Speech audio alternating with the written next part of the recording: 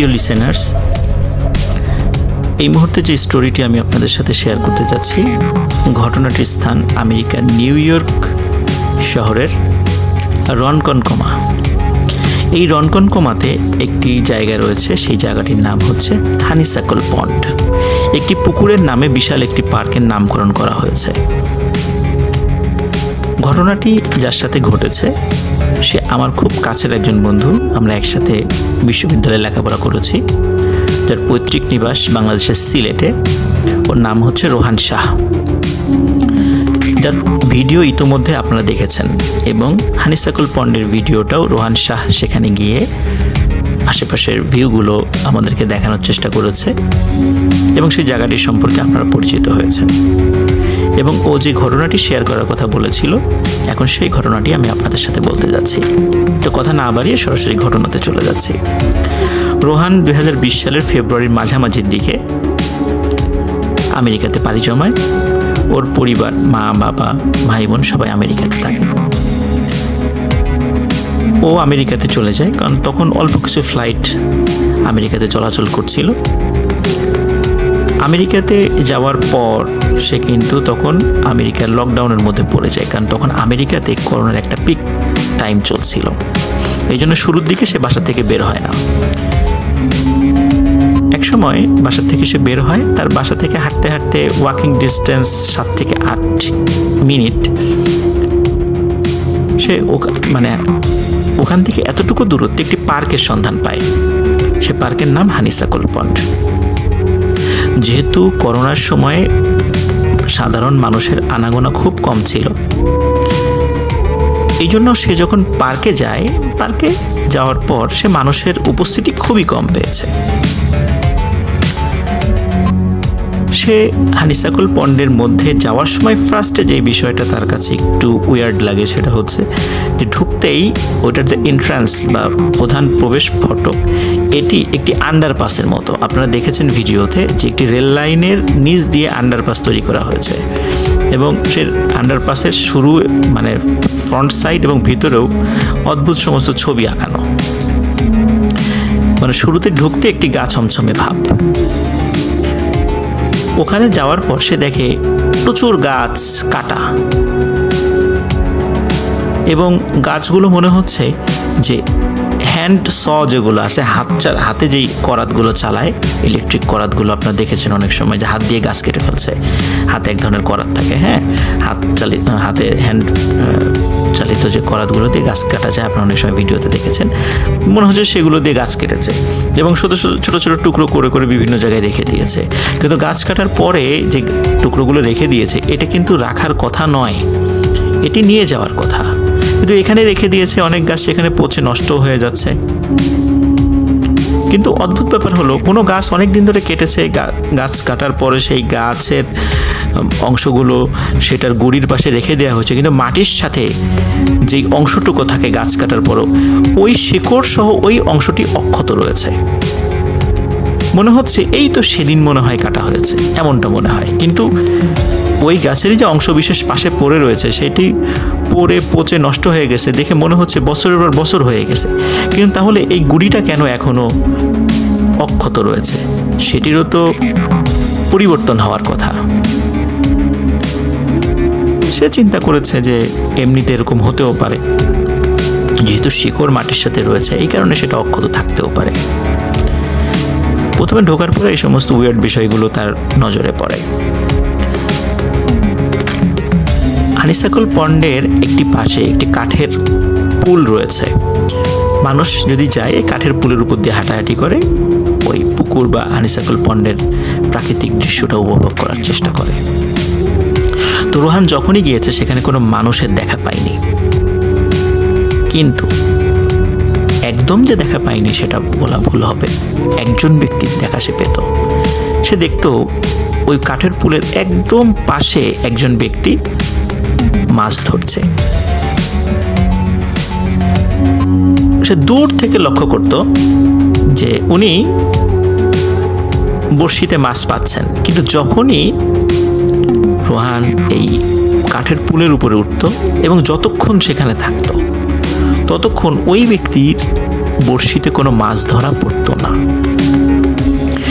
এমন 1 দিন 2 দিন 3 দিন এভাবে বেশ কিছুদিন, সপ্তাহখানিক রোহান এটা অবজার্ভ করে। তো একদিন কৌতূহল হয়ে ওই ব্যক্তির কাছে রোহান যায় এবং হেসে দিয়ে রোহান বলে যে আমার মনে হয় আমি তোমার জন্য আনলাকি, কারণ হচ্ছে আমি যখনই তোমার কাছাকাছি থাকি তখন তুমি কোনো মাছ পাও না। তা লোকটি হেসে দেয় এবং লোকটির সাথে রোহান পরিচয় হয়। লোকটির নাম হচ্ছে ডেভিড। তো ডেভিডের সাথে কথাবার্তা হয় রোহানের। রোহান একটা বিষয় লক্ষ্য করে যে ডেভিড কেমন যেন গম্ভীর প্রকৃতির, মানে অতটা ফ্রেন্ডলি না। রোহান 5টা কথা বললে ডেভিড একটা কথার উত্তর দেয়। তো বিষয়টা রোহানের কাছে একটু বিরক্তিকর লাগে, কিন্তু যেহেতু সে চিন্তা করে যে আমি বাংলাদেশ থেকে এসেছি, এখানকার লোকজনের হয়তোবা একটু এমনটা ভাবে সে, যেহেতু সে আর একটা দেশের। তো একদিন রোহান চিন্তা করে যে আচ্ছা, আমি আসার সাথে সাথে ডেভিড মাছ পায় না, এই কাঠের পুলে ঘটনা কি? রোহান সেটা অবজার্ভ করার চেষ্টা করে একদিন, যে আসলে আমি আজকে দেখবো, অনেকক্ষণ থাকবো যে ডেভিড আসলে মাছ পায় কিনা। রোহান একদিন আসার পরে অনেক পেছন দিয়ে ঘুরে এসে ডেভিডের একদম পেছন দিকে দাঁড়ায়, একদম পেছন দিকে একটু দূরে একটি ঝোপের কাছে দাঁড়ায় এবং সে দেখে যে আসলে ডেভিড মাছ পায় কিনা। কেন আমি আসার সাথে সাথে ডেভিড একটা মাছও পায় না, কেন দিনের পর দিন এমন ঘটনা ঘটছে। রোহান ফলো করে যে ডেভিড আসলে একটা মাছও পাচ্ছে না, অনেকক্ষণ হয়ে যায় ডেভিড কোনো মাছই পাচ্ছে না। রোহান অপেক্ষা আর না করে চলে যায়, গিয়ে ডেভিডকে বলে কি খবর ডেভিড, তোমার মাছ কতগুলো ধরেছ? তো ডেভিড বলে এই যে দেখো অনেকগুলো মাছ ধরেছি। তো রোহান খেয়াল করে যে তার ঝুড়ি ভর্তি মাছ, এবং মানে মাত্র হয়তো কয়েক মিনিট হয়েছে ধরেছে, সেই মাছগুলো তার ঝুড়ির মধ্যে লাফালাফি করছে। কারণ মাছ কিন্তু 5-7 মিনিটের বেশি বেঁচে থাকার কথা নয়, কিন্তু একদম লাফালাফি করছে। তো ডেভিডকে জিজ্ঞেস করে যে ডেভিড, তুমি এই মাছগুলো কখন ধরেছো? এই যে এই মাত্রই ধরলাম। বলে ওখানে তো বিভিন্ন প্রজাতির মাছ ছিল। বলে এই মাছটা কতক্ষণ আগে ধরেছে? বলে এই যে 10 মিনিট আগে। এই মাছটা কতক্ষণ আগে ধরেছে? বলে এই যে 5 মিনিট আগে। অথচ রোহান কিন্তু অনেকক্ষণ ধরে ফলো করছে যে ডেভিড কোনো মাছ পাচ্ছে না। তাহলে ডেভিড কিভাবে মাছ পেল? রোহানের কাছে বিষয়টা খুবই রহস্যজনক লাগে, মনে হয় একটা রহস্যময় ব্যাপার, কিন্তু ডেভিডকে তখন কিছু বলে না। ডেভিড রোহানকে চমকে দিয়ে বলে, রোহান, আজকে সন্ধ্যার পর আমার বিয়ে, তোমাকে থাকতেই হবে। তো রোহান খুব খুশি হয় যে ডেভিড তাকে দাওয়াত করেছে। রোহান বলে অবশ্যই থাকবো। তো কোথায় যেতে হবে? বলে তোমাকে কোথাও যেতে হবে না, তুমি ঠিক এই কাঠের পুলের উপরেই সন্ধ্যার পরে আমার জন্য ওয়েট করবে, আমি এসে তোমাকে নিয়ে যাব। রোহান বলে ওকে। ওই সময় ডেভিডকে বলে, তাহলে তোমার ফোন নাম্বারটা দাও, আমি ফোনে তোমার সাথে কন্ট্যাক্ট করব। তো ডেভিড বলে, আমি তো কোনো মোবাইল ফোন ব্যবহার করি না, তুমি এখানে থেকো, আমি এসে তোমাকে নিয়ে যাব। তো রোহান চিন্তা করে এই যুগেও কেউ ফোন ব্যবহার করে না, এমন হয় নাকি? তারপরেও হতে পারে, এই জন্য রোহান আর বেশি কথা বলে না, বলে আচ্ছা ঠিক আছে, আমি সন্ধ্যার পরে এখানে থাকবো। রোহান বাসায় চলে যায়। বাসায় যাওয়ার পরে বাসার লোকদেরকে বলে যে তার একটা বিয়ের দাওয়াত আছে। বাসা থেকে জিজ্ঞেস করে যে কোথায় দাওয়াত? তখন রোহান কিছু বলতে পারে না, বলে আমার এক বন্ধু, সে আমাকে নিয়ে যাবে। যেহেতু আমেরিকার সিকিউরিটি অনেক ভালো, এই জন্য বাড়ি থেকে অতটা টেনশন করেনি। রোহান সন্ধ্যার পরপরই পার্কে চলে আসে। এসে ওই পুলের উপরে সে বসেছিল, কখন ডেভিড আসবে তাকে ডেকে নিয়ে যাবে। এদিকে অনেকক্ষণ হয়ে যায়, ডেভিডের কোনো খবর নাই। তো রোহান দেখে যে সন্ধ্যার পর এসেছে, প্রায় 2 থেকে 2.5 ঘন্টা পার হয়ে যায়, ডেভিডের কোনো খবর নেই। রোহান চিন্তা করে বিয়ের ব্যস্ততায় ডেভিড হয়তো বা তার কথা ভুলেই গেছে। তারপরও রোহান চিন্তা করে আরেকটু অপেক্ষা করি, দেখি কি হয়। রোহান হঠাৎ করে শুনতে পায় যে পুকুরের মধ্যখান থেকে একটা গোঙানির আওয়াজ। মনে হয় কেউ খুব কষ্ট, খুব অনেক হয় না যে অনেক যন্ত্রণা পাচ্ছে, যন্ত্রণায় মানুষ কাতরাচ্ছে, এমন গলা দিয়ে শব্দ বের হয়, মনে হচ্ছে এমন খুব যন্ত্রণা পাচ্ছে একজন মানুষ এমন শব্দ করছে। এবং মাঝে মাঝে এই পার্কের মধ্যে থেকে সে নেকড়ের ডাক শুনতে পাচ্ছে।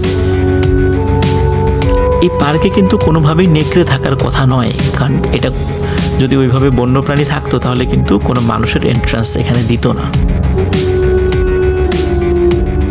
রোহান আস্তে আস্তে ভয় পেতে থাকে এবং যখন চিন্তা করে যে এখন আমাকে দৌড় দিতে হবে, খুব ভয় পাচ্ছিল। মনে হচ্ছে যে আস্তে আস্তে নেকড়ের ডাকগুলো তার কাছে চলে আসছে এবং সেই গোঙানির আওয়াজটাও আস্তে আস্তে আস্তে আস্তে রোহানের কাছে আসতে থাকে। তখন রোহান সিদ্ধান্ত নেয় সে এখন দৌড় দেবে। যখনই সে দৌড় দিতে যাবে হঠাৎ দেখে যে কাঠের পুলের একটা পাশ থেকে লম্বা আলখেল্লা পরা একজন মানুষ হেঁটে আসছে। তো রোহান একটু সাহস পায় যে হয়তো একজন মানুষ এখানে আসছে, কিন্তু এরপরে চিন্তা করে এত সন্ধ্যার সময় এখন কে আসবে। রোহান ভাবে আসতেও পারে কেউ। যতই কাছে আসছে রোহানের মনে হচ্ছে আরে এটা তো ডেভিড মনে হচ্ছে, সত্যি ডেভিড। কিন্তু এ কি, ডেভিডের পরনে এটা কি? কালো রঙের একটা আলখেল্লা পরা। রোহান খুব অবাক হয়। রোহান ডেভিডকে বলে, ডেভিড তুমি কালো রঙের আলখেল্লা পরেছো কেন? বিয়েতে কি কেউ কালো রঙের আলখেল্লা পরে? ডেভিড গম্ভীর শব্দে জানায়, এটি আমাদের পারিবারিক ঐতিহ্য, আমরা কালো রঙের আলখেল্লা পরেই বিভিন্ন প্রোগ্রামে অ্যাটেন্ড করি। লিসেনার, একটা বিষয় বলে নেওয়া ভালো যে আমরা যারা খ্রিস্টিয়ানদের বিবাহ বা অন্ত্যেষ্টিক্রিয়ার অনুষ্ঠান দেখেছি, আমরা দেখেছি যে পাদ্রির চার্চ থেকে শুরু করে যারা এই অনুষ্ঠানে যুক্ত হয় অন্ত্যেষ্টিক্রিয়াতে শেষকৃত্য অনুষ্ঠানে কালো রঙের ড্রেস পরে, আর উৎসবের অনুষ্ঠানগুলোতে সাদা রঙের আলখেল্লা পরে গির্জার যে পুরোহিত যারা আছেন, এবং অন্যান্যরাও ইচ্ছামতো ড্রেস পরে আসার চেষ্টা করে, স্পেশালি সাদা রঙের ড্রেস। তো অনুষ্ঠানে এরকম গির্জার পুরোহিতের মতো কালো রঙের আলখেল্লা পরা থেকে রোহানের মনে একটু সন্দেহ জাগে। কিন্তু সে চিন্তা করে যে আমেরিকাতে বহু দেশের মানুষ আছে, অনেক কালচারের মানুষ আছে, হয়তো বা হতেও পারে এমন কিছু। তো রোহান বলে ঠিক আছে চলো যাই। কোথায় যেতে হবে? বলে যে এইখানেই আমার বিয়ে। রোহান অবাক হয়, এইখানে বিয়ে মানে এইখানে বিয়ের জায়গা কোথায়? বলে চলো আমার সাথে, আমি নিয়ে যাচ্ছি। রোহান মনে করেছে হয়তো বা এইখানে বলতে বুঝিয়েছে যে এই পার্কের পাশেই কোনো কমিউনিটি সেন্টার বা কোনো বাসায় বিয়ের অনুষ্ঠান হবে, বা এই পার্কের পাশেই কোনো চার্চ রয়েছে, মানে গির্জা রয়েছে, সেখানে বিয়ের অনুষ্ঠান হবে। রোহান ডেভিডের পেছন পেছন হাঁটতে থাকে। রোহান পেছন থেকে ডেভিডকে বিভিন্ন কথা বলতে থাকে। ডেভিড শুধু ইয়েস নো এরকম খালি উত্তর দিতে থাকে, এবং রোহান খেয়াল করে যে কোনোভাবেই সে ডেভিডের সাথে হেঁটে পেরে উঠছে না। স্বাভাবিকভাবে আমরা জানি, এরকম গল্প অনেক সময় শুনেছি যে প্যারানর্মাল কোনো বিষয়ের সাথে হেঁটে পারা যায় না, যতই জোরে হাঁটি না কেন তার পিছনে থাকতে হয়। কিন্তু ওই সময় আসলে রোহানের এই সেন্সগুলো কোনো কিছু কাজ করছিল না। রোহান ডেভিডের পিছনে হাঁটতে থাকে। কিছুক্ষণ হাঁটার পরেই সামনে একটি ছোট্ট ডোবার মতো পড়ে। তখন ডেভিড করে কি ডোবার মধ্যে নেমে যায়। তখন রোহান বলে, আরে ডেভিড তুমি কি করো? তুমি এই ড্রেস পরে কেন এই ডোবার মধ্যে নেমে যাচ্ছ? এগুলো ভিজে যাবে তো, আর ডোবার মধ্যে কেন নামছো? তখন ডেভিড বলে, রোহান আসো আমার সাথে আসো। বলে কোথায় যাব? বলে আসো আমার সাথে আসো। রোহান খেয়াল করে ডেভিড আস্তে আস্তে আস্তে আস্তে ওই ডোবার পানিতে ডুবে যাচ্ছে এবং রোহানকে ডাকতে থাকে। রোহান খুব অবাক হয়, কি ব্যাপার, এমন কেন হচ্ছে? এদিকে ডেভিড রোহানের দিকে হাত বাড়িয়ে দেয় এবং কেন যেন মনে হচ্ছিল যে ডেভিডের হাতটা স্বাভাবিক থেকেও বেশ লম্বা, এবং হাত দিয়ে ডাকতে থাকে যে রোহান আসো আসো আমার কাছে আসো। এবং আস্তে আস্তে ডেভিড ওই ডোবার মধ্যে তলিয়ে যেতে থাকে। তখন রোহান বুঝতে পারে সামথিং ইজ রং, এটা স্বাভাবিক নয়। তখন রোহান উল্টো দিকে ঘুরে ঊর্ধ্বশ্বাসে দৌড় দেয়। দৌড় দিতে গিয়ে রোহান হঠাৎ একটা জিনিস আবিষ্কার করে যে রোহানের সামনে থেকে ট্রেন আসছে। রোহান বলে সে চিন্তা করে যে আমি মনে হয় ট্রেনের লাইনের উপরে চলে এসেছি, এখনই দুর্ঘটনা ঘটবে। তো রোহান কিং কর্তব্য বিমূঢ় হয়ে পড়ে যে এখন আর বাঁচার কোনো আশা নাই, আমি ট্রেনের সামনে চলে এসেছি, আর ডানে বাঁয়ে সরতে পারবো না। কিন্তু রোহানের একটাবারের জন্য মাথায় আসে নাই যে ট্রেন লাইনটা কিন্তু অনেক দূরে, সে এইখানে ট্রেন কোথা থেকে দেখবে? ট্রেন লাইনটা আরও পাশে, অনেক দূরে বলতে আরও পাশে, পার্কের একদম ভেতরে কিন্তু ট্রেনের লাইন না, কিন্তু রোহান কিন্তু তখন পার্কের মধ্যে অবস্থান করছে। ট্রেন লাইনটা কিন্তু ইতোমধ্যে আপনারা দেখেছেন রিসেন্টের ভিডিওতে। তো রোহান দেখে ট্রেন আসছে, ট্রেনের আলো তার মুখে পড়ছে। তো প্রচণ্ড আলোর ঝলসানিতে মানে ঝলকানিতে রোহান সেন্সলেস হয়ে পড়ে। রোহান জানে না কতক্ষণ সে সেন্সলেস হয়েছিল। যখন সেন্স ফেরে তখন রোহান দেখে যে এই পার্কের মধ্যে অসংখ্য মানুষ, সবাই বেশ লম্বা লম্বা কালো আলখেল্লা পরা। রোহান বেশ ভয় পায় এবং একজন ব্যক্তিকে একটু সাহস করে ডাক দেয় যে ভাই, বের হওয়ার রাস্তাটা কোন দিকে? যখনই সেই লোকটি রোহানের পেছন দিকে মানে সে পিছন ফিরে তাকায়, রোহান দেখে কালো আলখেল্লা পরার এই মানুষটির মুখে কোনো মাংস নেই, মনে হচ্ছে একটি কঙ্কালের মাথা সেখানে বসিয়ে রাখা। রোহান এই দৃশ্য দেখে ভয়ঙ্কর জোরে এক চিৎকার দেয় এবং সে যেদিকে পারছে দৌড়ানো শুরু করে। দূরে আলোর যেই মানে ল্যাম্পপোস্টগুলো ছিল অনেক দূরে, সেই ল্যাম্পপোস্টকে সামনে রেখে সে দৌড়ানো শুরু করে। কিন্তু মানে সে চিন্তা করে আমি শুধু সোজা যাব, ডানে বাঁয়ে যাব না। কিন্তু সে দৌড়াতে দৌড়াতে আশেপাশে দেখে যে এই যে গাছের যে গুঁড়িগুলো, তারপরে গাছের যে শেকড়ের সাথে যে গুঁড়িটা থাকে সেখানে এই সমস্ত জায়গার উপরে না অসংখ্য লোক বসা, সবার পরনে কিন্তু একই রঙের ড্রেস, কালো আলখেল্লা। তো রোহান এগুলো দেখছে এবং প্রচণ্ড ভয় পাচ্ছে এবং জোরে জোরে আয়াতুল কুরসি, সূরা ফাতিহা, চারকুল এগুলো পড়তে পড়তে দৌড়াচ্ছে। হঠাৎ করে দুজন ব্যক্তির সাথে রোহানের ধাক্কা লাগে। দুজন ব্যক্তির হাতে টর্চ ছিল এবং রোহান খুব ভয় পেয়েছিল। দুজন ব্যক্তি জিজ্ঞেস করে who are you, what's your name? তখন রোহান বলে যে প্লিজ সেভ মি, মানে আমাকে বাঁচান। তখন তারা বলে কি হয়েছে? বলে যে সব ঘটনা খুলে বলে। তখন ওই দুইজন লোক অবাক হয় যে তুমি কি এই হানিসাকুল পন্ড সম্পর্কে কিছুই জানো না? রোহান বলে না তো। বলে যে এটা তো একটা হন্টেড জায়গা, এখানে দিনের বেলাতেই মানুষ খুবই কম আসে, এখন প্যান্ডেমিক সিচুয়েশন, তুমি কেন এখানে এসেছো? তখন রোহান বলে যে আমাকে ডেভিড নামক একজন ব্যক্তি এখানে বিয়ের দাওয়াত দিয়েছে যে সে আমাকে নিয়ে যাবে। তখন ওই পার্ক রেঞ্জারদের কাছে, সেখানে পার্কের তত্ত্বাবধায়কদেরকে পার্ক রেঞ্জার বলে, পার্ক রেঞ্জারের কাছে রোহান শুনতে পায় যে এই জায়গাতে কোনো গাছ সরকারিভাবে লাগানোও হয় না, সরকারিভাবে কোনো গাছ কাটাও হয় না, কিন্তু অসংখ্য গাছ কাটা পড়ে আছে। তারা বলে যে এই যে দেখো যে গাছগুলো কাটা পড়ে আছে, এগুলো কিন্তু আমরা কেউ কাটি না, কে যে কাটে তা আমরা জানি না। গাছ কাটার পর এখান থেকে কেউ কোনো গাছের অংশ কেউ নিয়েও যায় না, এখানেই থাকে। কে কাটে, কিভাবে কাটে আমরা কেউ বলতে পারবো না। তবে এতটুকু বলতে পারি যে এই জায়গাতে সুপার ন্যাচারাল স্পিরিট বা জিন সম্প্রদায়ের লোকেরা এইখানে তাদের ব্যাপক আনাগোনা রয়েছে। তারা তাদের বিভিন্ন শেষকৃত্য বা তাদের মধ্যে কেউ মারা গেলে বা তাদের মধ্যে কোনো অনুষ্ঠান হলে তারা এখানে আসে। আর এই গাছের গুঁড়িগুলো দেখছো, এইগুলোর উপর তারা বসে, এগুলো সব হচ্ছে তাদের বসবার স্থান। আমরা চাকরি করি, এই জন্য আমরা এক পাশে ডিউটি করি, যেহেতু এখানে কোনো লোক ভুলেও আসে না, এই জন্য আমাদের দায়িত্বও কম। কিন্তু তুমি এখানে এসেছো, তোমার ভাগ্য ভালো যে তুমি জান নিয়ে ফিরেছো। আর কখনো এখানে রাতের বেলা এসো না, দিনের বেলা এসো, কিন্তু রাতের বেলা কখনো আসবে না। রোহান সেখান থেকে ফিরে আসে। রোহান এখনও মাঝে মাঝে হানিস্তাকুল পন্ডে যায়, আবার ডেভিডের সাথে যদি তার দেখা হয়ে যায়, কিন্তু এরপরে ডেভিডের সাথে রোহানের আর কখনো দেখা হয়নি। লিসেনার, এটি ছিল ঘটনা। আশা করি সবার ভালো লেগেছে। ধন্যবাদ।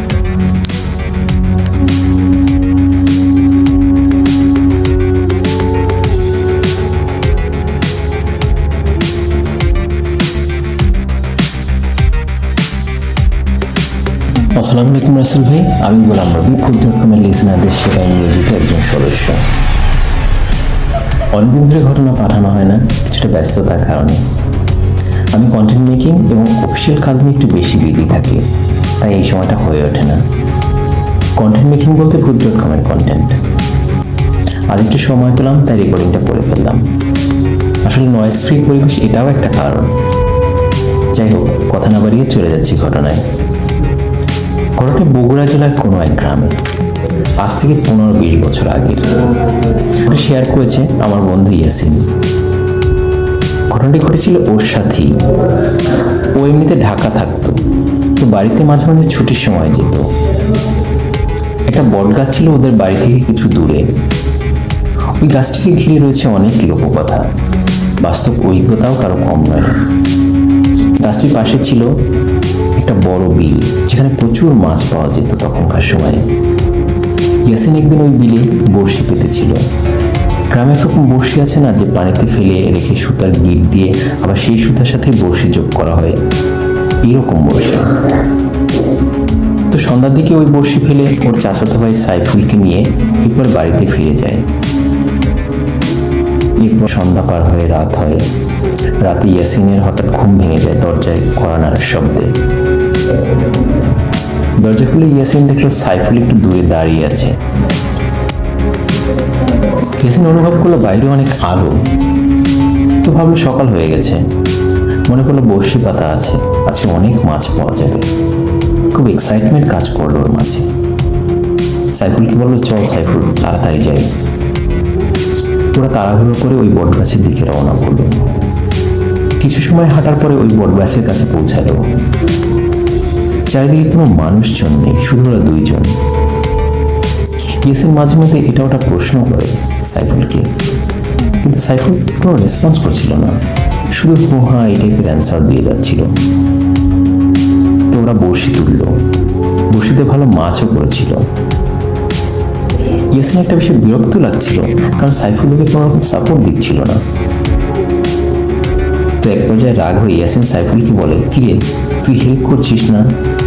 তুই এরকম তো ছিলি না কোনো সময়, আয় একটু নিচে নাম। কথাগুলো বড়শি তুলতে তুলতে বলল ইয়াসিন। কোনো রেসপন্স নাই। এবার যে বট গাছের নিচে দাঁড়িয়েছিল সেখানে তাকালো, কাউকে দেখতে পেল। কয়েকবার সাইফুল সাইফুল বলে ডাকলো, কিন্তু কোনো সাড়া নেই। ইয়াসিন ফিল করলো গায়ের কাছ থেকে কেমন যেন একটা ঠান্ডা বাতাস পড়ে গেল। ওর গা কাটা দিয়ে উঠল। ওর আবার সাহস ছিল ভালোই। এবার বাড়ির উদ্দেশ্যে রওনা করলো, কারণ সবকিছু কেমন অস্বাভাবিক লাগতেছে। যত বাড়ির কাছাকাছি আগাচ্ছিল ততই আলো কমে আসতেছে।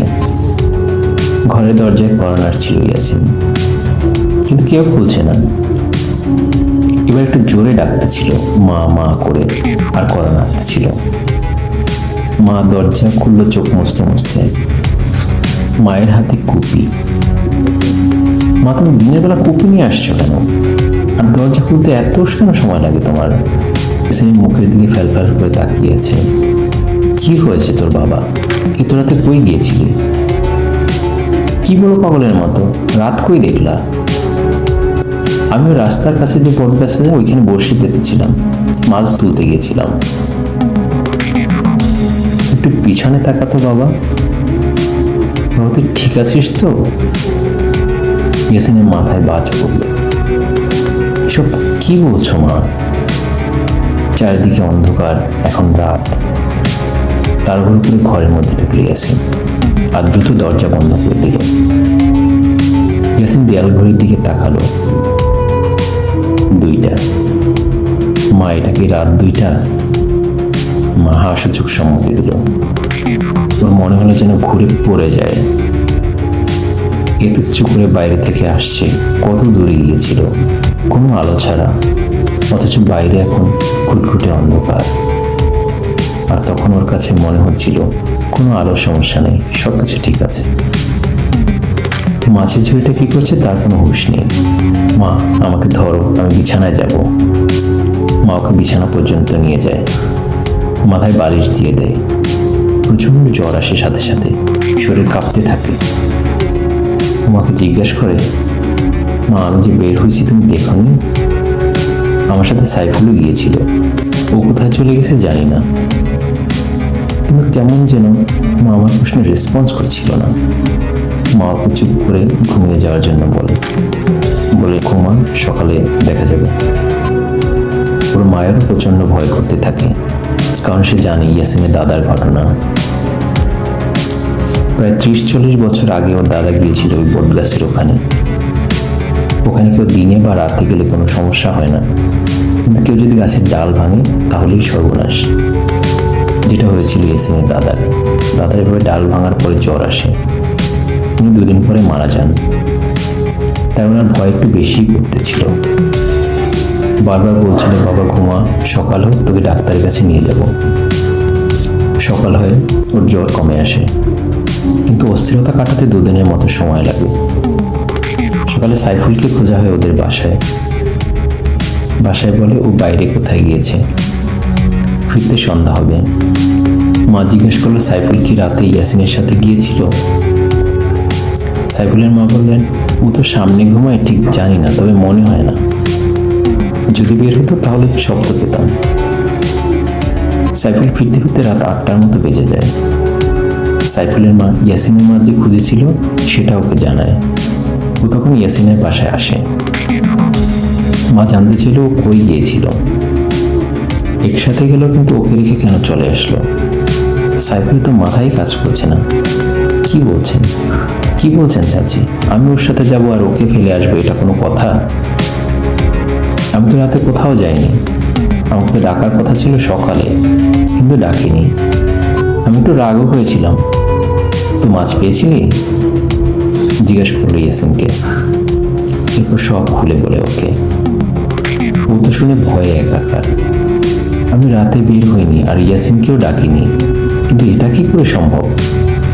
আর রাতে বের হোক তাও আবার আলো ছাড়া, পূর্ণিমা হতো না। এরকম অমাবস্যা টাইপের অন্ধকারে তো আলো ছাড়া বের হওয়া সম্ভবই না। ইয়াসিনের দাদার মতো আরও একজন লোক মারা যায় ওই গাছের ডাল ভাঙার কারণে। ভূত.com টিম কোনো এক সময় ওই গাছের ছবি আপনাদেরকে শেয়ার করবে। গাছটার বয়স অনেক, 200 বছরের বেশি হবে। ওখানে মারা যাওয়ার ঘটনা কম থাকলেও ভৌতিক ঘটনা প্রায়ই ঘটে বলে জানা যায়। তো এই ছিল আমার ঘটনা। জানি না আপনাদের কাছে কেমন লেগেছে। সকল লিসেনারকে ভূত.com এর পক্ষ থেকে অসংখ্য ভালোবাসা।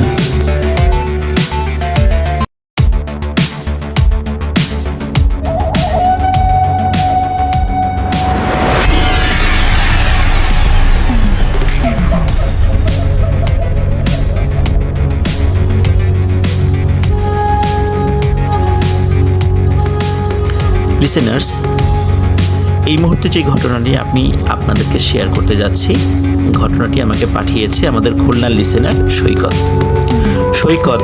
ইতোপূর্বেও আমাদেরকে খুলনার বেশ কিছু লোমহর্ষক ঘটনা পাঠিয়েছিল, যেটা আমার মাধ্যমে আপনারা শুনতে পেয়েছেন। এবারও তার ব্যতিক্রম হয়নি। এবার সৈকত আমাদেরকে পাঠিয়েছে শেখ জাহিদুল ইসলাম সুমন ভাইয়ের মুখ থেকে শোনা কিছু ঘটনা, যেটি তার শ্বশুর বাড়িতে ঘটেছিল। জাহিদুল ইসলাম সুমন ভাই কিছুদিন আগেও একটি ঘটনা পাঠিয়েছিলেন, যেটি তার বাসায় ঘটেছিল এবং সেই বাড়ির ভিডিও সহ আমাদেরকে দিয়েছিলেন। ইতোমধ্যে আপনারা সেটা দেখেছেন। জাহিদুল ইসলাম সুমন ভাইয়ের বাসা খুলনার রায়ের মহল এলাকায়। তো কথা না বাড়িয়ে সরাসরি ঘটনাতে চলে যাচ্ছি। ঘটনাটির সময় ছিল 1975 সাল। ঘটনাটি ফার্স্টে যার সাথে ঘটেছিল তিনি শেখ জাহিদুল ইসলাম সুমন ভাইয়ের শ্বশুর। ওনার শ্বশুর পেশায় একজন হোমিওপ্যাথি চিকিৎসক ছিলেন। ওনার চেম্বার ছিল খুলনার বসুরপাড়া নামক একটি জায়গায়। আর ওনার বাসা ছিল মোহাম্মদনগরে। প্রতিদিন রাত 10টা থেকে 10:30টার দিকে উনি চেম্বার বন্ধ করে বাসায় ফিরে আসতেন। বাসায় ফিরে আসার সময় একটি ছোট্ট ব্রিজ পার হতে হতো, এটিকে গল্লামারি ব্রিজ বলে। ওই সময়তেই ওর ওই ব্রিজটির বয়স ছিল প্রায় 100 বছর। ব্রিজ কেন্দ্রিক ছোটোখাটো ঘটনা হওয়ার হামেশাই মানুষের সাথে ঘটত, কিন্তু জাহিদুল ইসলাম সুমন ভাইয়ের শ্বশুরের সাথে কখনো ঘটেনি, যার কারণে উনি সেগুলো তেমন কোনো পাত্তা দিতেন না। কোনো একদিন উনি চেম্বার বন্ধ করতে যাবেন, হঠাৎ একটা ইমার্জেন্সি রুগীর খবর আসে। উনি তাড়াহুড়া করে চেম্বারটা খোলা রেখেই সে রুগীর বাড়িতে চলে যান। তো সে রুগীর বাড়িটি বসুরপাড়া থেকে একটু ভেতর দিকে ছিল। তো রুগীর ওষুধপত্র দিয়ে আবার উনি চেম্বারে ফিরে আসেন এবং চেম্বার বন্ধ করতে করতে প্রায় রাত 1টা বেজে যায়। রাস্তায় কেউ ছিল না তখন। ওনার কাছে ছিল একটি সাইকেল, একটি টর্চ লাইট, যেটি নিয়ে উনি প্রতিদিন আসা যাওয়া করতেন। তো সেদিনও ওই রাতের বেলা উনি সাইকেল এবং টর্চ লাইট নিয়ে ফিরছিলেন। উনি যখন গল্লামারি ব্রিজের কাছে আসেন এবং ব্রিজের দিকে উনি সাইকেল চালিয়ে উঠতে থাকেন, তখন ওনার হঠাৎ মনে হয় ওনার শরীরটা আস্তে আস্তে অবশ হয়ে যাচ্ছে, উনি আর সাইকেল চালাতে পারছেন না। উনি ভাবেন হয়তোবা যেহেতু সাইকেল নিয়ে উঁচুতে উঠছেন, ওনার শরীরের প্রেশার পড়ছে, শক্তি বেশি লাগছে, এই জন্য এমন মনে হচ্ছে। উনি সাইকেল থেকে নেমে যান এবং সাইকেল ঠেলে আস্তে আস্তে ব্রিজের উপর ওঠেন। ব্রিজের উপর উঠেই উনি হঠাৎ একটি ভয়ঙ্কর দৃশ্য দেখে স্তম্ভিত হয়ে যান। উনি দেখেন ব্রিজের ঠিক অপর পাশে প্রায় 30 থেকে 40 ফুট লম্বা দানবাকৃতির মানুষের মতো কিছু একটি দাঁড়িয়ে আছে এবং তার দিকে বড় বড় চোখ করে তাকিয়ে আছে। চাঁদের আলো ছিল, যার কারণে সেটা স্পষ্ট বুঝতে পারছিলেন। সুমন ভাইয়ের শ্বশুর ওই জায়গা থেকে পেছন দিকে ঘুরে আবার সাইকেল চালিয়ে চলে আসার চেষ্টা করতে থাকেন, কিন্তু উনি সেটা করতে পারেননি, কারণ ওনার মনে হচ্ছিল ওনার সমস্ত শরীর অবশ হয়ে গেছে এবং উনি একদম স্টিল দাঁড়িয়েছিলেন সেখানে, কোনোভাবেই এক চুল পরিমাণ নড়তে পারছিলেন না। ওদিকে ওই ভয়ঙ্কর দানবাকৃতির প্রাণীটি, সে নিজেও কোনো কথা বলছে না সুমন ভাই শ্বশুরের সাথে, সে ওখান থেকে সরছেও না, নড়ছেও না, শুধু সুমন ভাই শ্বশুরের দিকে তাকিয়ে আছে। বেশ খানিকক্ষণ পর সুমন ভাই শ্বশুর সেন্সলেস হয়ে যান। সকালে উনি আবিষ্কার করেন নিজেকে তার বাসায়, কারণ উনি ডাক্তার হওয়ার সুবাদে এলাকার অনেকেই তাকে চিনতেন এবং তিনি অজ্ঞান হওয়ার পর সকালবেলা মানুষ তাকে উদ্ধার করে বাসায় দিয়ে আসে। এই ঘটনার পরে উনি দীর্ঘদিন অসুস্থ ছিলেন, অনেক ডাক্তার কবিরাজ দেখিয়েছিলেন, সুস্থ হননি। পরবর্তীতে ভালো একজন হুজুরের ঝাড়ফুঁকে উনি সুস্থ হন। এরপরে দীর্ঘদিন ওনার সাথে তেমন কোনো ঘটনা ঘটেনি। লিসেনার, এখন আসি জাহিদুল ইসলাম সুমন ভাইয়ের শ্যালক আলামিন ভাইয়ের ঘটনায়, কারণ এই ঘটনাগুলো একটি আরেকটির সাথে অঙ্গাঙ্গিভাবে জড়িত। আলামিন ভাই খুব সুন্দর বাঁশি বাজান। উনি বাসা থেকে নির্জন জায়গায় বসে বাঁশি বাজাতে পছন্দ করতেন। বাসায় উনি তেমন বাঁশি বাজানোর চেষ্টা করতেন না। রাতের বেলা খাওয়া দাওয়ার পরে উনি নির্জন স্থানে চলে যেতেন এবং ওনার প্রিয় একটি জায়গা ছিল আন্দিরঘাট নামক একটি জায়গায়, যেটি বয়রা এবং রায়ের মহলের মাঝামাঝিতে অবস্থিত। আন্দিরঘাটের পাশেই একটি ছোট পুকুরের মতো আছে এবং পুকুরের ওই পাশেই রয়েছে শ্মশান। ওই জায়গাটা নিরিবিলি হওয়ার কারণে আলামিন ভাই উনি সেখানেই বাঁশি বাজাতে পছন্দ করতেন। ঘটনাটি যখন ঘটে সেটা হচ্ছিল 2005 সালের দিকে। উনি রাতের বেলা বসে বসে বাঁশি বাজাচ্ছিলেন, কিন্তু আসলে ওনার খেয়াল ছিল না ওই দিন ছিল অমাবস্যা। উনি নিজের মনে বাঁশি বাজাচ্ছিলেন। হঠাৎ উনি পানির মধ্যে এক ধরনের খলখল আওয়াজ ওনার কানে ভেসে আসে। উনি ভালো করে লক্ষ্য করেন এবং শুনতে পান যে পানির মধ্যে কিছু একটা নড়ছে এবং সেটি মাছ না, অন্য কিছু, এবং নাকি সুরে হেসে ওঠে। তো সুমন ভাই প্রথমে চিন্তা করে এটা হয়তো বা তার শুনতে ভুল হচ্ছে, কিন্তু পরে ভালো করে খেয়াল করেন না, আসলেই এটি হাসির শব্দ, নাকি সুরে হাসছে। আলামিন ভাই উনি চিন্তা করেন যে এটা কি হতে পারে, কারণ উনি ছিলেন খুব সাহসী। আমি সরি, একটু আগে সুমন ভাই বলে ফেলেছি, আসলে আলামিন ভাই হবে। তো আলামিন ভাই খুব সাহসী ছিলেন। উনি বিভিন্ন জায়গায় রাতের বেলা একা একা বসে বাঁশি বাজাতেন, একা একা চলাফেরা করতেন, কখনো ওনার ভয় লাগে না। কিন্তু ওই দিন ওনার সমস্ত শরীরে একটু ঝাঁকুনি দেয়। ঝাঁকুনি দেওয়ার পরে ওনার শরীরে খুব ঠান্ডা অনুভূত হতে থাকে। উনি সেই দিন খুব ভয় পেয়েছিলেন। উনি আর সেখানে দেরি করেন না, উনি দ্রুত বাঁশি বাজানো বন্ধ করে বাসার দিকে ফিরে আসতে থাকেন। উনি যখন হেঁটে আসছিলেন আন্দিরঘাট থেকে, তখন ওনার মনে হচ্ছিল ওনার পেছনে কেউ একজন হেঁটে হেঁটে আসছে, কিন্তু উনি যখনই পেছন দিকে তাকান উনি কাউকে দেখতে পান না। এরকম একাধিকবার যখন মনে হচ্ছে যে পেছনে কেউ আসছে, কিন্তু তাকালে উনি কাউকে দেখতে পাননি। উনি বাড়িতে চলে আসেন। বাড়িতে আসার পরেও যখন উনি বাড়িতে ঢোকেন, ওনার মন স্পষ্ট উনি বুঝতে পারেন যে কিছু একটা জিনিস ওনার সাথে হেঁটে হেঁটে এসে ওনার বাড়িতেও ঢুকে পড়ে। উনি দ্রুত গোসল করে শুয়ে পড়েন। এরপরে কিছুদিন তেমন কোনো সমস্যা হয়নি। এই ঘটনার মাসখানেক পরে একটি ঘটনা ঘটে। সেটি আলামিন ভাইয়ের বাবা মানে জাহিদুল ইসলাম সুমন ভাইয়ের শ্বশুরের সাথে। উনি তাহাজ্জুদের নামাজ পড়তেন। তাহাজ্জুদের নামাজ পড়ার জন্য একদিন ওঠেন। ওঠার পর উনি যখন কলপারে যাবেন ওযু করার জন্য, তো ওনার রুমের থেকে একটু পাশেই ছিল ওনার শাশুড়ির ঘর, মানে সুমন ভাইয়ের নানি শাশুড়ির ঘর আর কি। ঘরের মধ্যে ডিম লাইট জ্বলছিল। তো হঠাৎ মনে হয় যে ওনার শাশুড়ির খাটের পাশে বসে কেউ একজন ওনার শরীরে হাত বুলাচ্ছে। তো উনি চিন্তা করেন কে এটা। তো উনি আস্তে আস্তে ওই ঘরের জানালার দিকে এগিয়ে যান। এগিয়ে যাওয়ার পর উনি বলেন যে কে। তখন ওনার দেখা একটি কালো রঙের ছায়ামূর্তি তার শাশুড়ির শরীরে হাত বুলানো বন্ধ করে আস্তে আস্তে জানালার দিকে এগিয়ে আসে। তখন উনি দেখেন যে এটির শরীরের আকৃতিটা মানুষের মতো, কিন্তু মাথাটা বিড়ালের মতো। এই দৃশ্য দেখার সাথে সাথে উনি চিৎকার দিয়ে ওখানে সেন্সলেস হয়ে পড়ে যান।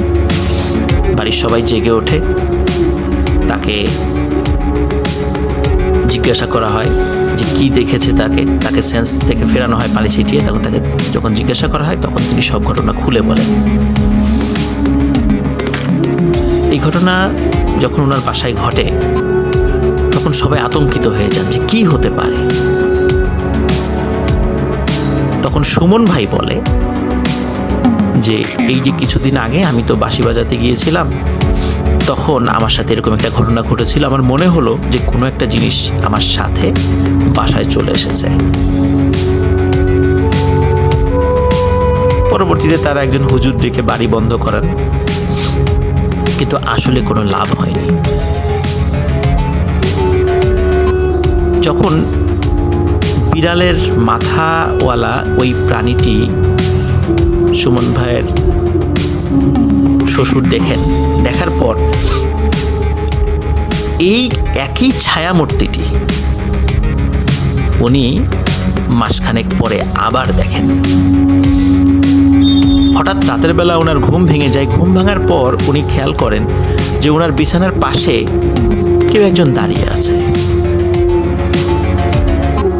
উনি বলেন, কে? কোনো কথা বলে না। ওনার পাশে বেড সুইচ ছিল। যখনই বেড সুইচটা অন করেন এবং লাইট জ্বলে ওঠে, উনি দেখেন একটি মানুষের অবয়বের মতো, কিন্তু মাথাটা বিড়ালের মতো। এবং সেই বিড়ালের মাথাওয়ালা ওই ভয়ঙ্কর প্রাণীটি সুমন ভাইয়ের শ্বশুরকে দেখে হেসে ওঠে। সুমন ভাইয়ের শ্বশুর প্রচণ্ড জোরে চিৎকার দেন এবং উনি তখন স্ট্রোক করেন। স্ট্রোক করার পরে উনি মাসখানেক জীবিত ছিলেন, তারপর উনি মারা যান। ঘটনাটি এখানেই শেষ নয়। উনি মারা যাওয়ার বছর খানেক পর আর একটা লোমহর্ষক ঘটনা ঘটে ওনার বাড়িতে। সুমন ভাইয়ের ওয়াইফ এবং তার বড় বোন, ওনারা ওই দিন ফ্লোরিং করছিলেন। খুব গরম পড়েছিল, এই জন্য চিন্তা করেন আজকে ফ্লোরিং করবেন। তো সুমন ভাইয়ের ওয়াইফ এবং ওয়াইফের বড় বোন ওনারা একসাথে ফ্লোরিং করছিলেন। খাটে ওনারা শন নাই, নিচে শুয়েছিলেন। গভীর রাত্রে খচখচ শব্দে সুমন ভাইয়ের ওয়াইফের বড় বোনের ঘুম ভেঙে যায়। উনি লক্ষ্য করেন যে খাটের নিচে লম্বা কালো কি একটা যেন নড়াচড়া করছে। তো উনি চিন্তা করেন যে বিড়াল হবে নাকি, কিন্তু বিড়াল তো এত বড় হওয়ার কথা নয়। তখন পাশে থাকা ওনার বোনকে ডেকে ওঠায় যে, এই দেখ তো এটা কি। খাটের নিচে স্বাভাবিকভাবে অন্ধকার থাকার কথা, কিন্তু সেই অন্ধকারও ওনারা স্পষ্টভাবে বুঝতে পারেন যে এই জিনিসটা কি। লিসেনার, এটা হচ্ছে সেই জিনিস যেটি সুমন ভাইয়ের শ্বশুর 2 বার দেখেছিলেন। এবং অদ্ভুত ব্যাপার, ওনারা 2 বোন যখন দেখেন যে ওই বিড়ালের মাথাওয়ালা ওই প্রাণীটি শাড়ি পরা ছিল এবং তাদের কপালে একটি টিপ ছিল, ওনারা এই দৃশ্য দেখে প্রচণ্ড জোরে চিৎকার করে ওঠেন। আশেপাশের রুম থেকে লোক চলে আসে। আসার পরে বলে, কি হয়েছে? তখন ঘটনাটা খুলে বলেন। এরপর একজন হুজুরকে নিয়ে আসা হয় যে আসলে এরকম বারবার কেন ঘটছে আমাদের পরিবারে। তখন হুজুর বলেন যে 1975 সালে যখন আলামিন ভাইয়ের বাবা মানে শেখ জাহিদুল ইসলাম সুমন ভাইয়ের শ্বশুর যখন ওই গোল্লামারি ব্রিজের কাছে ওই ভয়ঙ্কর মূর্তিটি দেখেছিলেন, ওই মূর্তিটাই ওনার সাথে পরবর্তীতে ওনার বাড়িতে চলে আসে। আসার পর তেমন কোনো ক্ষতি সে করেনি। কিন্তু 2005 সালের দিকে আলামিন ভাই যখন শ্মশানে বাঁশি বাজাতে যান, শ্মশানের কাছে আন্দিরঘাট নামক জায়গায়, তো সেখান থেকে এই বিড়ালের মাথাওয়ালা মানুষের দেহধারী একটি প্রাণী চলে আসে।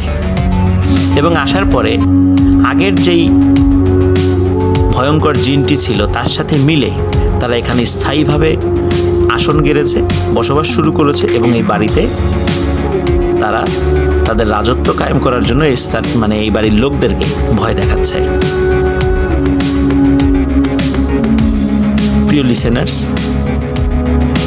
এখনও ছোটোখাটো ঘটনা ঘটে যাচ্ছে, যদিও তারা অনেক চেষ্টা করেছে এটি বন্ধ করার জন্য, অনেকটা কমেছে, কিন্তু এখনও ছোটোখাটো ঘটনা শেখ জাহিদুল ইসলাম সুমন ভাইয়ের শ্বশুরবাড়িতে ঘটে চলছে।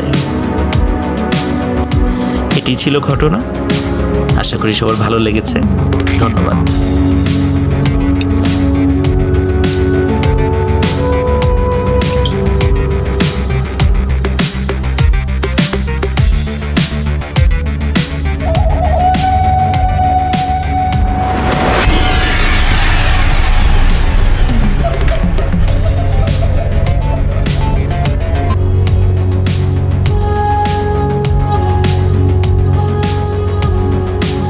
আসসালামু আলাইকুম প্রিয় লিসেনার্স, এই মুহূর্তে আমি যেই ঘটনাটি শেয়ার করতে যাচ্ছি, ঘটনাটি যার সাথে ঘটেছে তিনি আমাদের পুরান ঢাকার ওয়ারিতে বসবাসকারী রোমানা আপুর সাথে। ঘটনাটি যখন ঘটে তখন তিনি বাংলাদেশে ছিলেন না, তখন তিনি ছিলেন আমেরিকাতে। তো আমেরিকাতে ঘটে যাওয়া এই ঘটনাটি আমি এখন আপনাদের সাথে শেয়ার করতে যাচ্ছি। উনি আমাকে যেভাবে বলেছেন আমি ঠিক সেভাবেই বলার চেষ্টা করছি। আমেরিকাতে উনি টানা 1 যুগ বসবাস করেছিলেন, পরবর্তীতে বাংলাদেশে এসেছিলেন, আবার গিয়েছেন। 1999 সালে আমেরিকার আটলান্টা অঙ্গরাজ্যের ডুলুথ সিটির গুইনেট কাউন্টিতে উনি একটি বাড়ি কেনেন। উনি এবং ওনার হাজব্যান্ড বাড়িটার লোকেশন, সৌন্দর্য দেখে অনেক পছন্দ করেন। বাড়িটার সম্পর্কে একটু বর্ণনা না দিলেই নয়। বাড়িটি ছিল একটি টিলার উপরে, চারিদিকে অসংখ্য সুন্দর সুন্দর গাছ ছিল। আরও মজার বিষয় হলো, পাহাড়ি বেশ কিছু হরিণ জাতীয় প্রাণী প্রায়ই বাড়ির সামনে দিয়ে হাঁটাহাঁটি করত, যার কারণে এই বাড়িটি ছিল অসাধারণ রকমের সুন্দর। ওনারা যখন বাড়িটি কেনার সময় জানতে পারেন বাড়িটিতে একটা চাইনিজ ফ্যামিলি বসবাস করত। তারা বাড়িটি ছেড়ে দিয়ে চলে যান। তারা কেন চলে যান সে সম্পর্কে যখন তথ্য নেন, জানতে পারে তাদের বদলিজনিত কারণে তারা এই এলাকা ছেড়ে চলে যাচ্ছেন। তাই এই বিষয় নিয়ে আসলে তাদের কোনো কৌতূহল আর সৃষ্টি হয়নি। বাড়িতে রোমানা আপুর পরিবার যখন প্রবেশ করে তখন প্রথমেই তাদের কাছে একটু ব্যতিক্রম লাগে। সেটা হচ্ছে, বাড়িতে ঢোকার পরপরই সেই বাড়ির ভেতরকার ইন্টেরিয়র যে কালার এবং অদ্ভুত রকমের এক ধরনের স্মেল পায়, যেটা তারা এই স্মেলটা এবং কালারগুলোর সাথে তারা অতটা পরিচিত ছিল না। যার কারণে স্বাভাবিকভাবেই উনি ওনার হাজব্যান্ডের সাথে পরামর্শ করে ইন্টেরিয়র যে কালার এটা চেঞ্জ করে ফেলেন, যার ফলে আগে এক ধরনের একটা স্মেল বা একটা গন্ধ আসতো সেটাও পরিবর্তিত হয়ে যায়, একদম স্বাভাবিক হয়ে যায়। 1999 সালে ওনারা এই বাড়িটি কেনেন। বাড়িটি কেনার পর একটানা প্রায় 4 বছর কোনো সমস্যা হয়নি, একদম স্বাভাবিক এবং অসাধারণ রকমের সুন্দর বাসা ছিল। উনি, ওনার হাজব্যান্ড এবং ওনার সন্তানরা খুব ভালোভাবেই সেখানে বসবাস করছিলেন। ওনার দ্বিতীয় সন্তান নাম ফারেজ মোহাম্মদ। তার বয়স যখন 1 বছর হয় তখন থেকেই কিছু অদ্ভুত ঘটনা তাদের চোখের সামনে ভেসে ওঠে এবং তারা উপলব্ধি করতে থাকেন। লিসেনার্স, এখন সেই ঘটনাগুলি আমি আপনাদের সামনে উপস্থাপন করতে যাচ্ছি।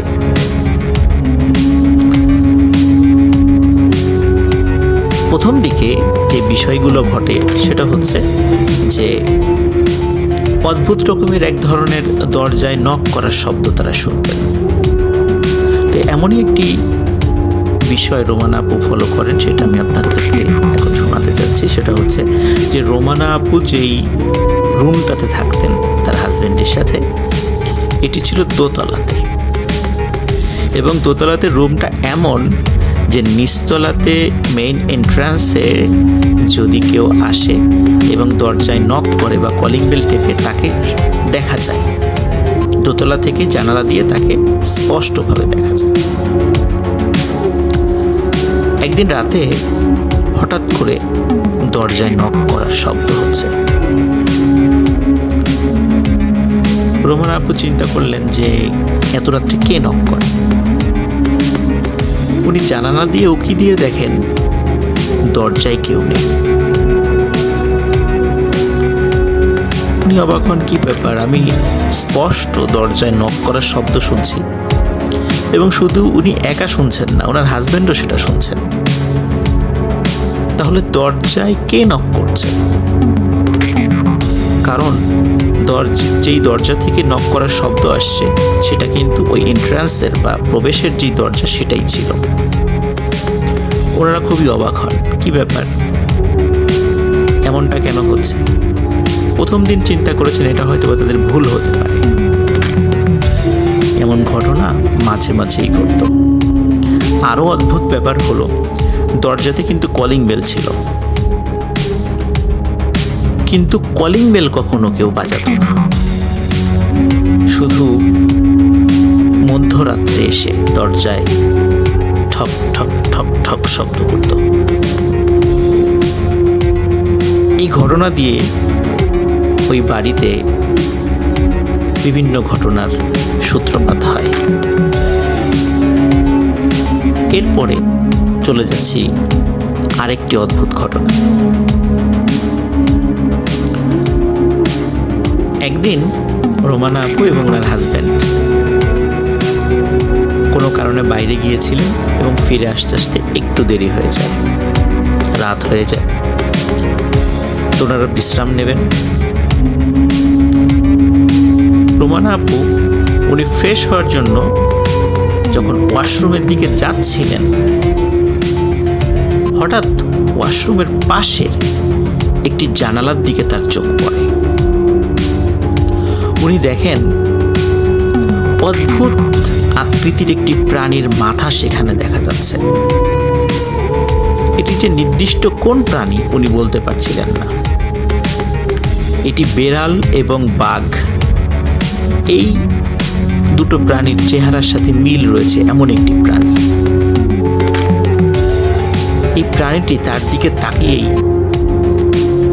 খুবই অদ্ভুত শব্দে গর্জন করে ওঠে, এবং এই ধরনের গর্জন উনি আগে কখনো শোনেননি।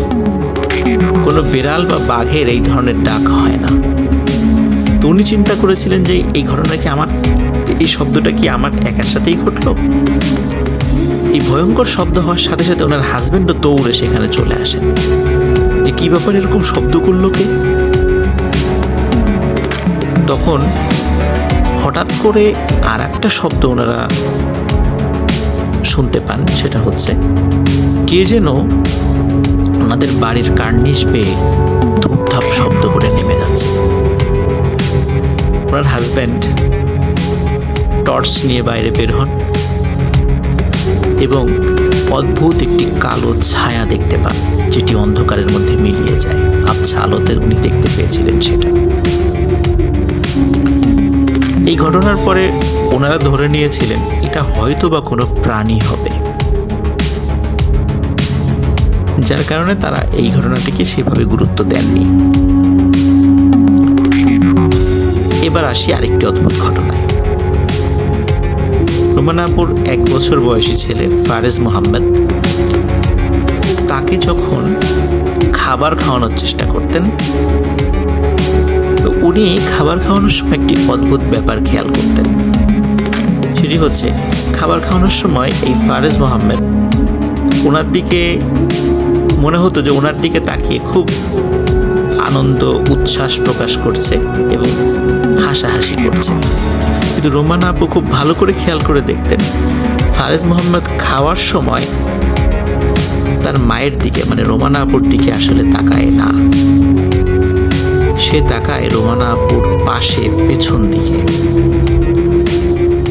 রোমানা আপু লক্ষ্য করেন যে ফারেজ মোহাম্মদ তার পেছনে থাকা কোনো একটি ছায়াকে বা ছায়ামূর্তিকে দেখে সে হাসে, তার সাথে খেলা করে। মনে হচ্ছে যে দূরে তাকে দেখে সে খুব আনন্দ প্রকাশ করছে, খিলখিলিয়ে হাসছে। উনি এটা খুবই অবাক হন যে কি ব্যাপার, আমার দিকে তাকিয়ে হাসছে না, অথচ আমার পেছন দিকে তাকিয়ে হাসছে। উনি কি এটা ঠিক দেখছেন না ভুল দেখছেন?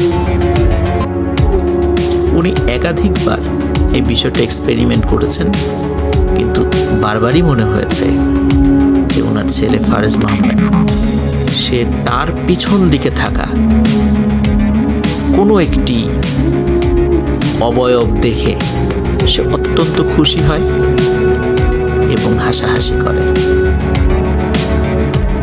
একদিন ওনার মেয়ে, রোমানা আপুর মেয়ে, তিনি এসে রোমানা আপুকে বলছেন যে মা, তুমি যখন নামাজ পড়ো, নামাজের সময় আমি তোমার পেছনে একজন দাদুকে দাঁড়িয়ে থাকতে দেখি, বড় আলখেল্লা পরা একজন দাদু। রোমানা আপু বিষয়টা একটু সিরিয়াসলি নেন যে আসলে এখানে কি হচ্ছে, বিষয়টি বোঝার চেষ্টা করেন। উনি এতটুকু বুঝতে পারেন এখানে প্যারানর্মাল কিছু বিষয় তো অবশ্যই হচ্ছে, কিন্তু আসলে একদিকে যেমন ভয়াবহ কিছু বিষয়, আরেকদিকে আশা জাগা নিয়ে কিছু বিষয়। ওনার সবসময় মনে হতো যে কোনো একটি বিষয় ওনাকে ক্ষতি করার চেষ্টা করছে, কিন্তু আর একটি জিনিস সেই ক্ষতি থেকে তাদেরকে বাঁচানোর চেষ্টা করছে। এটি আরও নিশ্চিত হন আরেকটি ঘটনা ঘটার পরে। ওনারা একটি অ্যাকোরিয়ামে মাছ পালতেন, মাছটির নাম রাখেন প্রিমা। এই মাছটি তার ছেলে ফারেজ মাহমুদের খুব প্রিয় ছিল। সাধারণত যেই ফিশ বলে মাছটি রাখতেন, কিছুদিন পর পর মাছটি একটি বড় বালতিতে পানির মধ্যে রেখে ফিশ বোলটি পরিষ্কার করতেন। একদিন উনি ওই মাছটির ফিশ বোল পরিষ্কার করার জন্য মাছটিকে একটি বড় বালতির মধ্যে রাখেন এবং ফিশ বোলটি পরিষ্কার করার জন্য কিছু পাউডার দিয়ে ভিজিয়ে রেখে উনি, ওনার হাজবেন্ড এবং ওনার বাচ্চাদেরকে নিয়ে উনি বাজারে যান। চিন্তা করেন যে ফিরে এসে ফিশ বোলটি পরিষ্কার করে মাছটি আবার জায়গায় রাখেন। বাজার থেকে ফিরে ওনার ঘরে যে এন্ট্রান্স মানে প্রবেশ দরজা, সেই দরজা দিয়ে ঢুকে প্রথমেই পড়ে হচ্ছে ফর্মাল ডাইনিং। এই ফর্মাল ডাইনিংয়ের পরেই রয়েছে কিচেন, আর এই কিচেনেই উনি এই মাছটি রেখে গিয়েছিলেন। উনি এসে দেখেন কিচেনের ওই বালতির মধ্যে মাছটি নেই। উনি খুব অবাক হন, কী ব্যাপার, এখানে তো কোনো বিড়াল আসার কথা না, কোনো প্রাণী এসে মাছটি খেয়ে যাওয়ার কথা নয়, তাহলে মাছটি কোথায় গেল? মাছটি খোঁজা শুরু করেন, কারণ মাছটি ওনার ছেলে ফারেজ মাহমুদের খুবই প্রিয়। উনি মাছটি খুঁজতে খুঁজতে এমন একটি জায়গায় ওই মাছটিকে আবিষ্কার করেন, আসলে কোনোভাবেই মাছটি সেখানে আসার কথা ছিল না। মাছটি ছিল কিচেন থেকেও বেশ দূরে, ব্রেকফাস্ট এরিয়াতে, এবং মাছটি লাফিয়েও এত দূর আসার কথা নয়, এবং মাছটি ছিল মৃত অবস্থায়, কারণ বালতি থেকে সে বের হয়ে এসেছে। কিন্তু এর আগেও অনেকবার একই বালতিতে একই পরিমাণ পানি দিয়ে মাছটিকে রেখে যাওয়া হলেও কখনোই মাছটি ওখান থেকে লাফ দিয়ে বের হয়নি। মাছটির মৃত্যুতে বাড়ির সবাই খুব কষ্ট পান এবং সবার মনে প্রশ্ন হতে থাকে, কে মারল এই মাছটি? উনি চিন্তা করেন যে যাই হোক, হয়তোবা কোনো একটা ঘটনা ঘটেছে, হয়তোবা কোনো কারণে লাফ দিয়ে বের হতেও পারে। এই চিন্তা করতে করতে উনি ওনার ঘরের সিঁড়ি দিয়ে দোতলাতে ওনার বেডরুমে দিকে যাওয়া শুরু করেন, এবং যেহেতু বাজার থেকে এসেছেন উনি চিন্তা করেন আমি একটু ফ্রেশ হই। উনি যখনই সিঁড়ি দিয়ে দোতলার বেডরুমের দিকে গিয়েছেন, হঠাৎ উনি দেখেন ওনার দরজার ঠিক সামনে লম্বা কালো একটি ঘন ছায়া দাঁড়িয়ে আছে, যে ছায়াটি ছিল একটি মানুষের আকৃতির। উনি যখনই ওই দরজার সামনে ছায়ামূর্তিটিকে দেখেছেন, জাস্ট কয়েক সেকেন্ডের জন্য মনে হলো ওই ছায়ামূর্তিটি গভীর দৃষ্টি দিয়ে তার দিকে তাকিয়ে আছে, এবং কয়েক সেকেন্ডের মধ্যে ছায়ামূর্তিটি লাফ দিয়ে জানালা থেকে বের হয়ে যায়। উনি সাথে সাথে নিচে চলে আসেন, নিচে এসে পরিবারের সকলকে এই ঘটনাটি খুলে বলেন। যে ছায়ামূর্তিটি সে দেখেছে। তখন তারা নিশ্চিত হন এই বাড়িতে আসলে ওনারা একা নন, এই বাড়িতে আরো দুজন আছে, যার একজনের আকৃতি ঘন কালো মেঘের মতো একটি কালো ছায়া, আর একজনের আকৃতি শুভ্রতায় পরিপূর্ণ একটি প্রতিমূর্তি। হয়তোবা ওই বাড়িতে ওনারা যতদিন ছিলেন ওই কালো ছায়ামূর্তির বিপরীতে ওই শুভ্র প্রতিমূর্তিটা লড়াই করে তাদেরকে হেফাজত করেছে। ওনারা ওই বাড়িতে তারপরেও আরও বেশ কিছুদিন ছিলেন। পরবর্তীতে ওই বাড়িটি বিক্রি করে দিয়ে ওনারা আর একটা অ্যাপার্টমেন্টে ওঠেন। কারণ প্রতিনিয়তই এই ধরনের ভয়াবহ ঘটনা যেহেতু ওনাদের সাথে ঘটতে থাকে, এই কারণে ওনারা আসলে ওই বাড়িতে থাকাটা ওয়াইজ ডিসিশন মনে করেননি। লিসেনার, আপনারা একবার ভাবুন যে আপনার বাড়িতে দরজায় নক করছে, অথচ আপনি জানালা দিয়ে দেখছেন দরজায় কেউ নেই।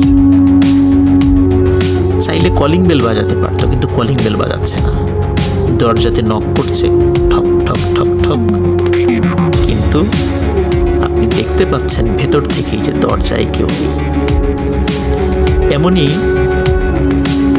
বিভিন্ন ঘটনার সাক্ষী রোমানা। আমেরিকার আটলান্টার ডুলুথ সিটির গুইনেট কাউন্টিতে থাকা ওনার বাড়ির এই ঘটনাটি উত্তরক্রমের লিসেনারদের জন্য উনি আমাদের সাথে শেয়ার করেছেন। অসংখ্য ধন্যবাদ রোমানা আপুকে, অসংখ্য ধন্যবাদ লিসেনারদেরকে যারা ধৈর্য ধরে এই ঘটনাটি শুনেছেন। আশা করি সবার ভালো লেগেছে। ভালো থাকবেন, সুস্থ থাকবেন। আসসালামু আলাইকুম।